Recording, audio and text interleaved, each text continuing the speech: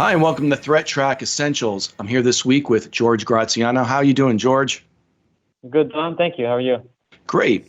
Let's talk about the stories that you covered on this week's ThreatTraq. The first one was about video selfies and the IRS and how the IRS was using them for multi-factor authentication. Tell me about that and really what's involved with that. Right. So there was the IRS implemented their version of MFA, which involved your other factor as you having to take a video recording of a selfie to prove out your photo ID. So you would submit to them a photo ID, and then you would do a selfie, a video selfie of yourself. And we're also asking a lot from the users, right? So their privacy is in question because now they're recording themselves with a video of a selfie, which means they're exposing whatever's in the background that has absolutely nothing to do with the reason for them accessing that site, other than the IRS's requirement to check, which raises a lot of concerns, which I think is warranted.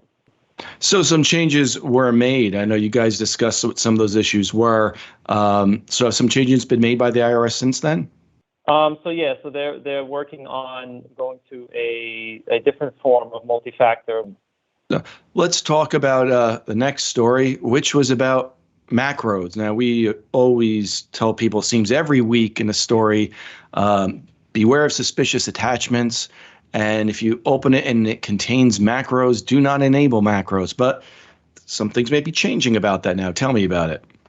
Yeah, so they're going to push a policy, I guess, and they're going to make it a default to disable the ability to enable macros within a lot of the Office applications, Word, Excel, PowerPoint.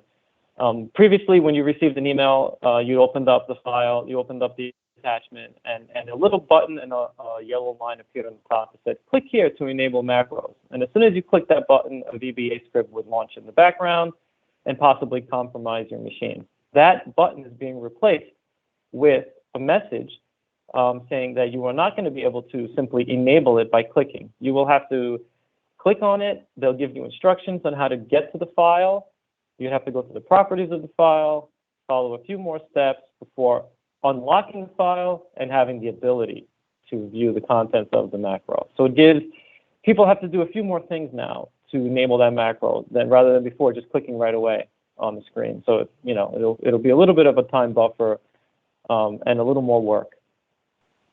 And hopefully that'll be an increase in security for everyone. Now let's talk about the last story, which is about search engine optimization and how some hackers are poisoning it and using it for nefarious purposes. Yeah, so this one's a little scary because it's kind of hard to defend against. And the only defense would be for you to take time out of what you're doing and realize what you're clicking. So if you're looking for a specific piece of software, and this is targeted now, but it doesn't necessarily always have to be. It could just be random.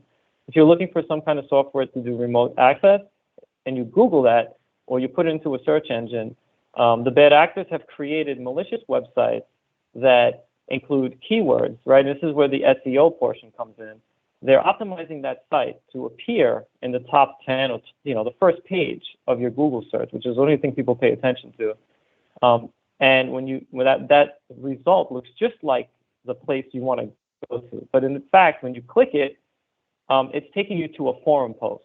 That forum post shows one person speaking about the software you're looking for, and then the reply to that post has a huge link saying, here it is, it's free, you don't need to sign up for any kind of email list, just click here and you can download the executable.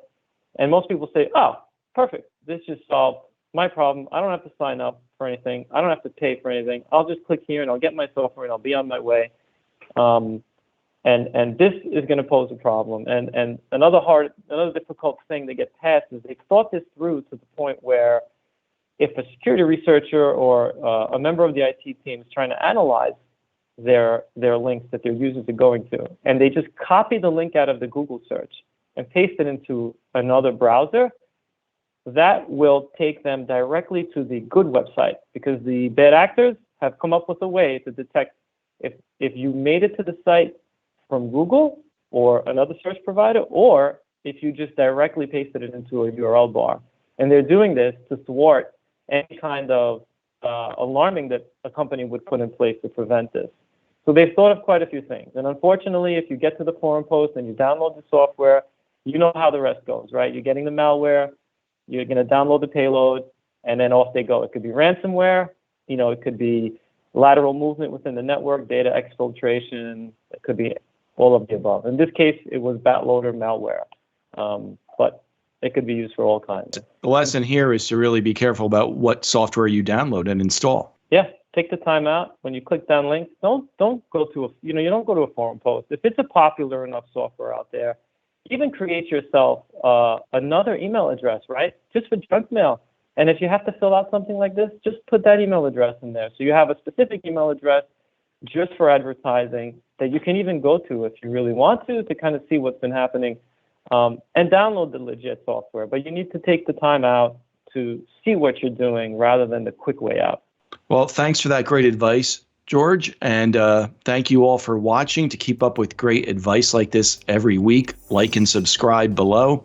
And you can take a deeper look at any of these stories by clicking on them and watching them in their entirety. We'll see you next time.